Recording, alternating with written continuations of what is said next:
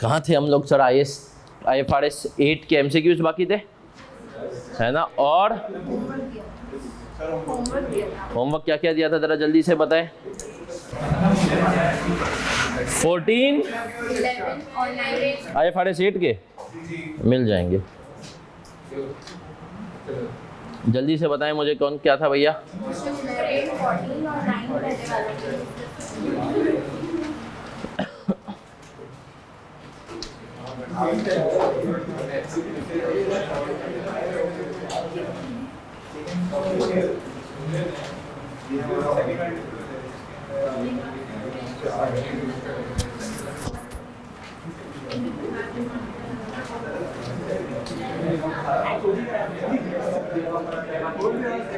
Question 11 क्या answer आया? कौन कौन से रिपोर्टेबल?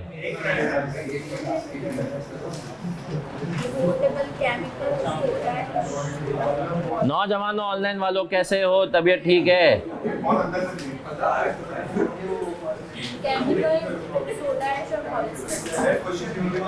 क्वेश्चन 11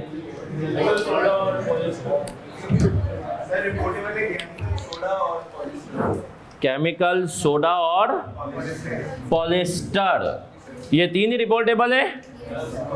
अच्छा जरा मुझे इसका बताएं, ऑपरेटिंग एक्सपेंसेस का दूसरे वाले डिस्क्लोजर में टोटल क्या आ रहा है? 257 और सेल्स का 3976।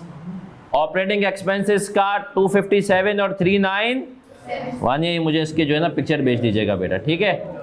अच्छा 11 के बाद और कौन सा दिया था? 8। अच्छा 8 के अंदर सारे रिपोर्टेबल हैं? नहीं 8 अच्छा 8 तो डिस्कस वाला था, तो 8 के अंदर क्या है जरा बताते हैं मुझे। अच्छा 9 पे आ जाते हैं, पहले 9 होमवर्क दिया था।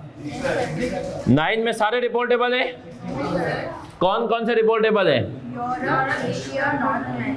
यूरोप, एशिया और नॉर्थ अमेरिका। और कौन सा होमवर्क था? यूरोप, एशिया और नॉर्थ अमेरिका। इसके अलावा 12 में कौन कौन से रिपोर्टेबल हैं? A, C, D और E। इसके अलावा भी मैंने दिया था आई थिंक एक बिल्कुल एंड में, क्वेश्चन नंबर 14 में मैंने इसमें एक रिक्वायरमेंट थी, उसने कहा था chemical segments have similar economic characteristics. इसका मतलब क्या है? केमिकल्स को क्या कर देना है? कंबाइन। तो मुझे जरा बताएं इसका आंसर क्या है 14 का?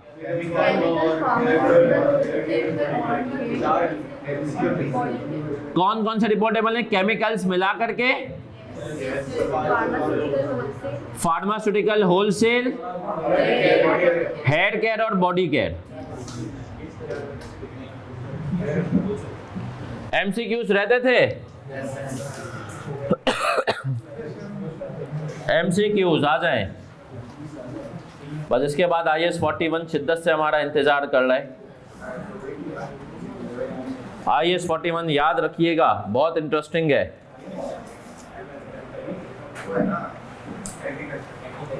जरा आए MCQ नंबर 1 छोड़ देंगे। ये MCQ जो है मिक्स हुआ हुआ है फ्रिक 1 के साथ, ठीक है? पेज नंबर पे आ जाएंगे आप, पेज नंबर 11। MCQ 1, 2, 3 छोड़ देंगे। 4 हम कर चुके, 4 पे आ जाएं।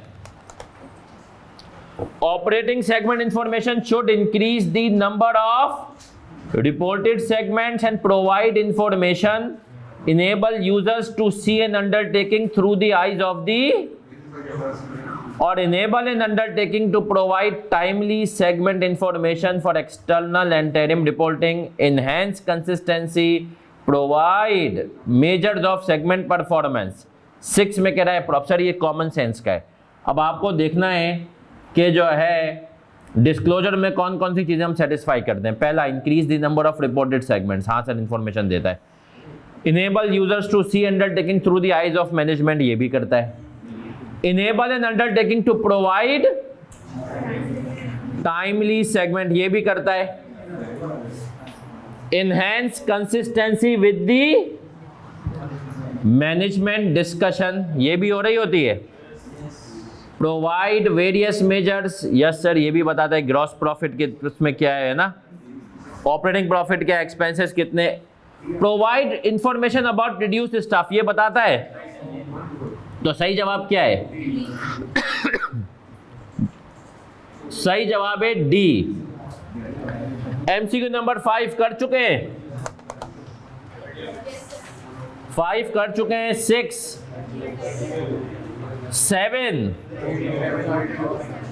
8 भी हो गया, 9 पे आ जाते हैं। Head office expenses can be allocated to segments on a, बताएं जी। Reasonable basis, must not be allocated to segments, must be allocated to segments, must be allocated to segment based on their turnover or based on their profit, बताएं जी। B सही जवाब क्या है? Must. 10 पे आ जाते हैं, कर लिया है। 11 छोड़ देंगे अभी, इसका हाईएस्ट 10 से जरा मिक्स है। 12 भी छोड़ देंगे। 13 पे आते हैं, 14 हो गया था, 15 नहीं किया। According to IFRS 8, startup operations may be operating segment, yes sir, true. 16 पे आते हैं। अब ये देखो, ये इसके पास कोई और टाइम, ये बेसिकली ICAP की ना ICC है, ये एक वेबसाइट आती है IFRS बॉक्स। प्रैक्टिकल लाइफ में जब लोगों को कोई स्टैंडर्ड अकाउंटिंग स्टैंडर्ड समझना होता है, मतलब उनके पास बेसिक होती है, पढ़ा हुआ होता है, भूल गए होते हैं, तो वो IFRSbox.com पे जाते हैं। उसमें ना फिर कुछ असाइनमेंट्स भी हैं छोटे मोटे, ये उन प्रैक्टिकल्स के लिए बड़ा अच्छा है, प्रोफेशनल्स के लिए। भाई आपने CA कर लिया, आपने IFRS जो है पढ़ के भूल गए आप, लेकिन अब आपको आगे जो है देखना है कि भैया मैं रिवाइज कर लूँ, कोई काम आ गया तो उसके लिए आप जाएंगे IFRS बॉक्स पे, तो वहाँ से उठाएं ये 16 में। लेकिन सिर्फ इसमें सिर्फ अंग्रेजी टेस्ट हुई है आपकी, पढ़ते हैं। Adjustment and eliminations made in preparing an entity's financial statements and allocations of revenues, expenses and gains और losses shall be included in determining reported segment profit, or they are included in the measure of the segment's profit or loss that is used by the COD। अब sir ये dash को fill करना है, ABCD क्या आएगा? बोले expenses और gain तब बताओगे जब ये CODM को बताए जाएंगे, तो ABCD। B ओनली इफ, अगर CODM को बताते हो तो। चलें सर आगे बढ़ें क्या? क्वेश्चन नंबर 17, अब ये थोड़ा कंप्यूटेशनल है। An entity X has 3 reportable segments A, B and revenue for segments A, B and C for the period is 5 million, 6.5 million, 4.5 million. These amounts include 1.3 million of inter-segment revenue from B to A. There is also 2.4 million of other revenues not allocated to any. What amount of revenue should X report? चलें जी, बताएं।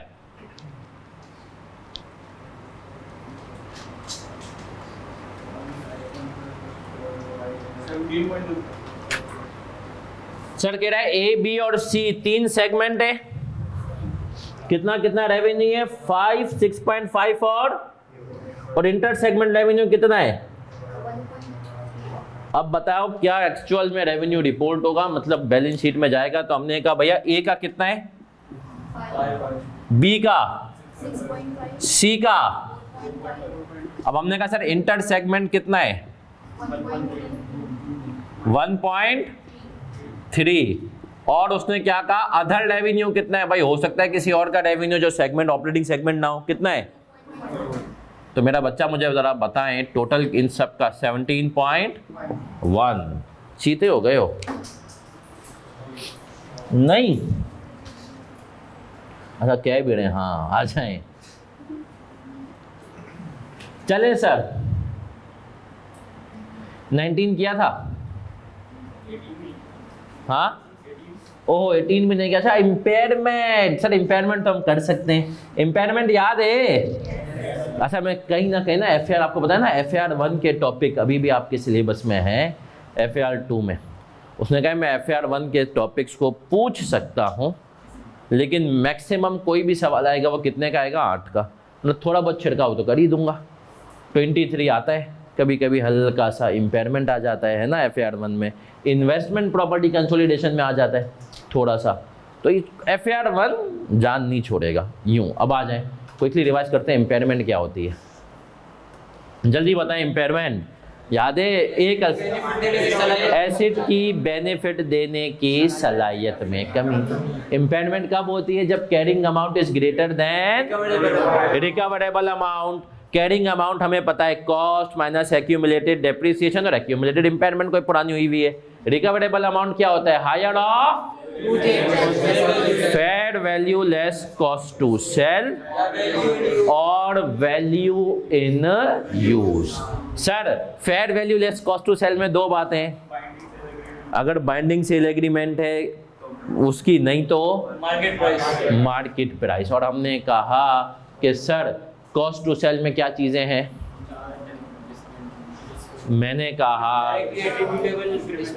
हमने कहा कि sir cost to sell में directly attributable लेंगे, सही है, वो कॉस्ट लेंगे जो इंक्रीमेंटल होगी, जो इंक्रीमेंटल नहीं है वो नहीं लेंगे, ऐसा ही है। Value in use, cash flows from use और डिस्पोजल। 4 तरह के कैश फ्लोज नहीं लेंगे, कौन कौन से? इंटरेस्ट, टैक्स, वो कैश फ्लो का डेप्रिसिएशन, प्रीवियस पीरियड और सब्सिक्वेंट एक्सपेंडिचर, याद है। तो सर ये बेसिक्स है जो है ना इम्पेयरमेंट था। इम्पेयरमेंट क्या हर साल होती है? नहीं, जब इंडिकेटर्स होते हैं, है ना, जब क्या होते हैं? इंडिकेटर्स होते हैं। मैंने कहा ना कि अब FAR 1 का सिलेबस काफ़ी चेंज हो रहा है, काफ़ी तो नहीं हो रहा, खैर 38 इधर आ रहा है, मेजर चेंज मैं आपको बता देता हूँ। IAS 38 जो अभी काजी इंशाल्लाह आपको शुरू कराने वाले हैं, या तो इस हफ्ते से शुरू कराएंगे या तो अगले हफ्ते से। तो IAS 38 जो है वो इधर आने वाला है FAR 1 में, और EPS और रेशोज ऊपर जा रहे हैं FAR 2 में, सही है। तो ये चेंज है मेजर, लेकिन आप लोग तो इंशाल्लाह अब FAR 1 थोड़ी पढ़ेंगे, और ना ही आप लोग नया वाला FAR 2 पढ़ेंगे, आप लोग तो पास कर लिए होंगे इंशाल्लाह।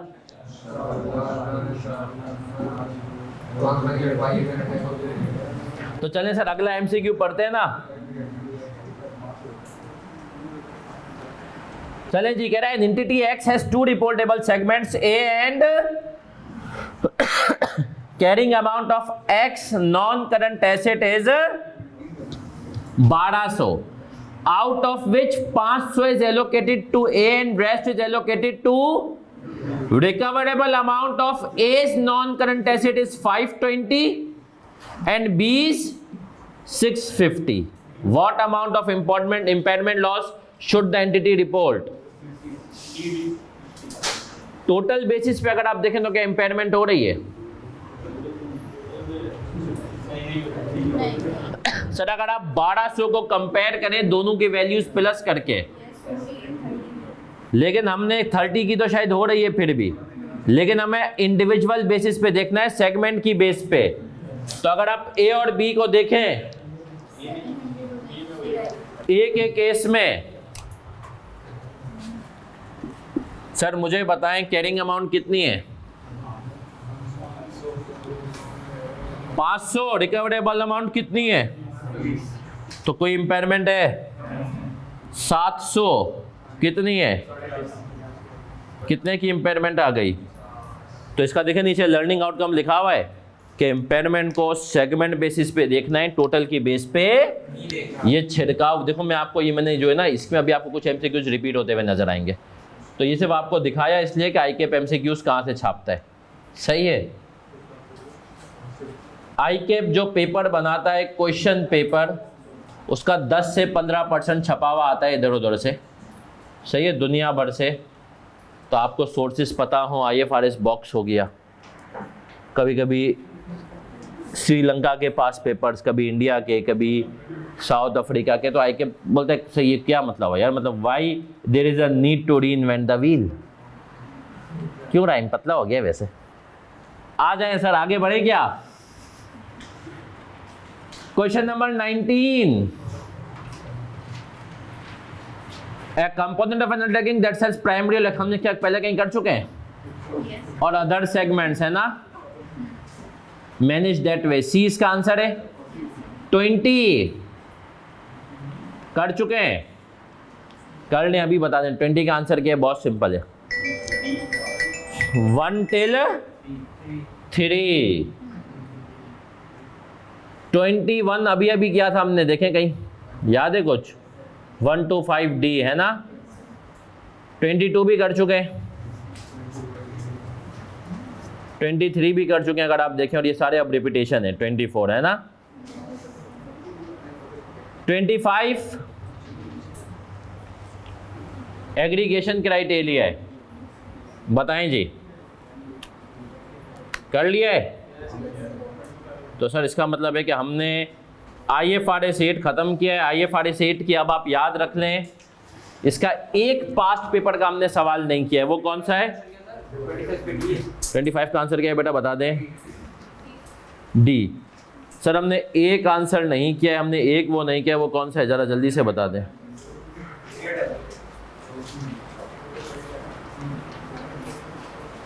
हाँ जी, जिसके जो फाइनल अकाउंट्स के साथ आया है। देखो ये स्टैंडर्ड अगर जोड़ी बना सकता है तो FAR2 में सिर्फ और सिर्फ फाइनल अकाउंट्स के साथ बना सकता है, किसी और के साथ इसकी जोड़ी। तो जब हम फाइनल अकाउंट्स पढ़ेंगे तो याद रखना हमें एक सवाल करना है, और हम करेंगे जिसके अंदर ये हो। अब आ जाते हैं सर नया टॉपिक। कौन सा टॉपिक? नया टॉपिक। और उस नए टॉपिक का नाम है IS 41 बायोलॉजिकल एसिड्स।